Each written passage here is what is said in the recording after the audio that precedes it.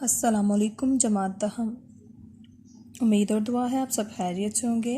آج ہم کریں گے عنوان پرستان کی شہزادی کی صفحہ نمبر 34 کی پڑھائی۔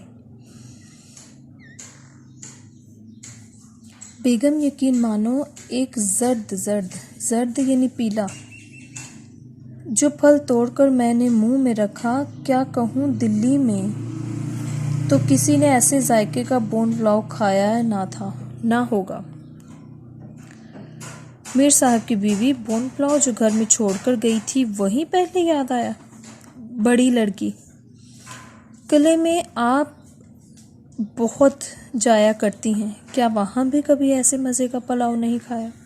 سیدانی، حسینی بادشاہ کے خاص رکاتر یعنی اعلیٰ قسم کے باورچی کے ہاتھ کے بڑے بڑے تعریفی کھانے 20 مرتبہ کھائے ہیں۔ 20 یعنی کئی بار کھائے ہوں گے، مگر بیوی وہ بوباس یعنی خوشبودار، وہ آب و نمک ہی کچھ اور تھا، یعنی وہ نمک اور پانی ہی کچھ اور تھا، اس کا ذائقہ ہی کچھ فرق تھا۔ ہاں تو بہن، بس پھر کیا تھا؟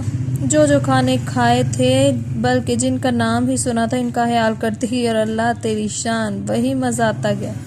اچنبھے کی بات تھی، یعنی حیرانی کی بات تھی کہ جب ایک پھل توڑتی دوسرا اس کی جگہ فوراً نکل آتا۔ پھولوں کلیوں کو جو چکھا، مٹھائیاں تھیں ایسی نفیس یعنی عمدہ، اچھی،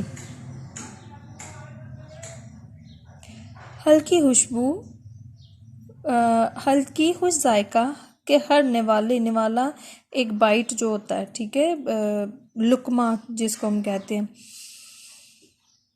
ہر نوالے میں روح تازہ ہوتی چلی گئی۔ پیاس معلوم ہوئی تو پانی کا خیال آتے ہی یاقوت کا گلاس خود بخود آ کر منہ سے لگ گیا۔ اچھا جی، یاقوت یہ سرخ رنگ کا ایک موتی ہوتا ہے، ٹھیک ہے۔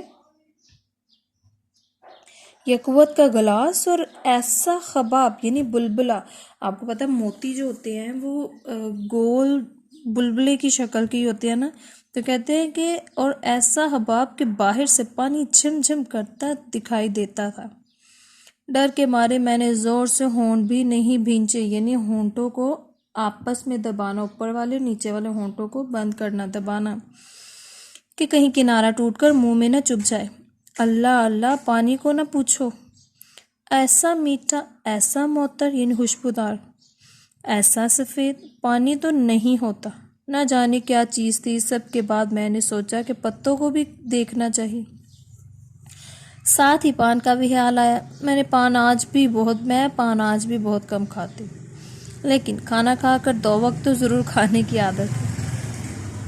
اب جو پتہ توڑتی ہوں تو پان کی خوشبو منہ میں جو رکھا تو یہ معلوم کہ عطردان میں رکھی گلوری قلعے میں آ گئی، یعنی کہ اس قدر اس کی خوشبو تھی کہ آپ کو پتہ ہے عطر میں جو ایک سلائی سی ہوتی ہے، وہ کہتے ہیں کہ اتنی خوشبو تھی کہ ایسے لگا کہ میں نے جیسے وہ پتہ منہ میں ڈالا تو میرے منہ میں کوئی عطردان سے نکلی وہ گلوری قلعے گلے میں آ گئی۔ کہتے ہیں کہ محمد شاہ رنگیلے کی کوکلا بائی جیسا پان کھاتی تھی لال قلعے میں، تو اس سے پہلے نہ اس کے بعد کسی کو نصیب ہوا۔ مگر میں کہتی ہوں کہ اگر وہ پرستان کے اس پتے کو ایک دفعہ صرف سونگھ لیتی تو ساری عمر سر دھنتی رہتی۔ سر دھننا، غور و فکر کرنا، داد دینا، تعریف کرنا۔ مشک و عنبر یعنی خوشبودار خوشبو، پڑے ہوئے کتھے اور سچے موتیوں کے چونے کا پان بھی اس کے آگے بے حقیقت ہے۔ جب سانس لیتی تھی نئی سے نئی خوشبو کی لپیٹیں آتی تھیں۔ اب بہن بادشاہ بیگم نے جن کا نام زمرد پڑی تھا، توشہ خانہ کہتے ہیں باورچی خانے کو، توشہ خانے والیوں کو حکم دیا کہ شہزادی کے کپڑے لاؤ۔ کشتیوں پر کشتیاں، تھان پر تھان آنے لگے۔ کپڑوں اور گوٹا کناری کو دیکھ کر میری تو عقل جاتی رہی، یعنی کچھ نہ سوچنا، سوچ سمجھنا نہ، غور و فکر نہ کرنا۔ بڑی بڑی رانیوں شہزادیوں کے جوڑے دیکھے ہیں، نور بائی کی پشواز بھی دیکھی ہے۔ پشواز یہ گھٹنوں سے نیچے تک لمبا لباس، خوبصورت فراک ٹائپ ہوتی ہے۔ جب میں نے سیر و جواہرات ٹکے ہوئے دیکھے، سونے یا جواہرات کی جو پیمائش ہے یا اس کو جو تول ناپ ہے وہ سیر کی صورت میں ہوتا ہے. تو یہاں پر لکھا ہے کہ پرستان میں جو لباس تھے وہ سیر و جواہرات کے ٹکے ہوئے تھے، یعنی کئی سیر اس میں لباس میں جواہرات لگے ہوئے تھے. لیکن ان کپڑوں سے کیا نسبت؟ کجا دنیا کے کپڑے، کجا پرستان کے. کجا یعنی کہاں، کہ کہاں یہ دنیا کے کپڑے اور کہاں پرستان کے. آنکھ نہیں ٹھہرتی تھی. ریشم اور سونے کے تاروں سے بنی ہوئی. آب رواں، آب رواں بہتے ہوئے پانی کو کہتے ہیں، لیکن یہاں پہ آب رواں کپڑے کو کہا گیا. ٹھیک ہے. موتیوں سے لیسی ہوئی گلشن، لیسی ہوئی لیس لگی ہوئی، لیس آپ جو کپڑوں پہ لگاتے ہیں وہ والی کہتے ہیں کہ لیسی ہوئی گلشن.